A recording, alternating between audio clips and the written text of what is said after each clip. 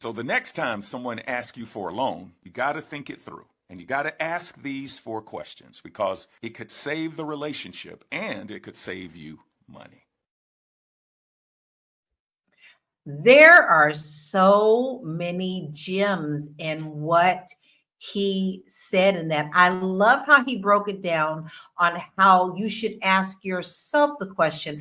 And even if you're a believer, how you can tap into your spiritual and to ask, are you really helping? Are you hurting? So Tiara, I mean, that was pretty deep. I want to know your thoughts about that. Do you agree with those questions that he has posed for us? Yeah, I definitely agree with that. But I think in the moment, we're just thinking we want to help, especially when, depending on the family member, right? It's like, I swear I get paid next week. So you like, listen, I'm going to give you my last.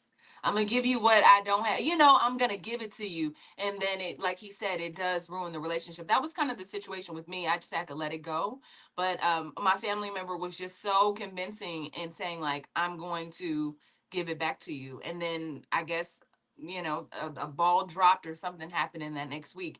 And then afterwards, it became like ignoring, like, I know I owe you, but I'm ignoring the situation. And then once I asked for it back, they were upset. And so I just think it's so interesting, that little entitlement part. But I love what he said about just giving it to them, right? But then it puts you in a situation where people, if you start giving people money, they'll keep asking you for it, right? That's another thing. Like, just saying, like, girl, just keep it. And then before you know it, the next month it's like, girl, times is hard, can I please borrow? Then you become, it's like a green light goes off into their head that they can ask you and that you'll be there for them. That's very interesting. I have a family member, an elderly family member, who talked to me about this once before about one of our other family members.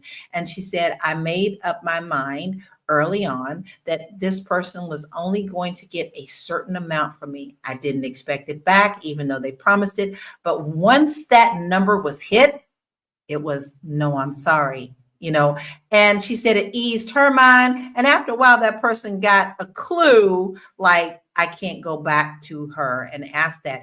And I thought that was a good way. She saw it as, hey, I'm tapped out. And once you've gotten this number crossed, you won't be able to cross it again. And I just thought that was very wise. But I have to say I am an easy target because I am just one of those dreamy Pisces people. So with that being said, Dr. Lene, there are a lot of people that feel like they are obligated to lend money. So why do you think they feel like they're obligated to lend money to family and friends, even when they know that they might not be repaid? I think that the operative word there is obligate is family and friends, right? That's what makes the obligation.